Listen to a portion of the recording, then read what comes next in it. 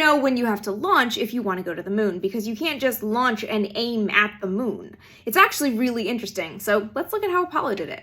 To begin this conversation, we are dealing with two fixed points. One is the launch pad, the other is the target landing site on the moon. From there are three things we have to consider. The first is the time of day at the landing site. All of the Apollo missions landed in the early morning so that there were long shadows that would help the astronauts identify sites and figure out where they were. The second and the most complicated one to consider is the TLI burn, or the translunar injection burn. This is basically the giant burn of the S-4B upper stage that got the astronauts going from the Earth to the moon. But like I said, you don't just aim at the moon. If we look at it from an orbital mechanics standpoint, the Apollo missions were actually just giant Earth orbital missions. It's just that the apogee of that orbit, which is the highest point, intersected with the moon. So according to orbital mechanics, to get to that moon, to reach that high point, you have to burn at the opposite end, the antipode of where you want to end up.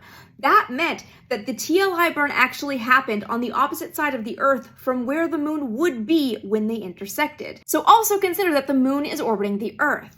Apollo missions had to create that giant elliptical orbit with an apogee where the moon would be in 3 days when they got there. Apollo safety said that that burn had to be done over the Pacific Ocean, and it also had to be done on the second or third orbit around the Earth, because that was how much time the batteries had on the S-4B upper stage. This is the so-called parking orbit, and it actually gave missions a little bit of wiggle room. They had a window for that TLI burn, but being able to wait in Earth orbit gave them a bigger launch window to get into orbit. The third consideration is that mission rules said the tracking station at Goldstone in California had to have communications or be able to see the landing site during the descent. These three constraints are enough that each landing site only gave NASA a few hours of a launch window on a few days of any given month.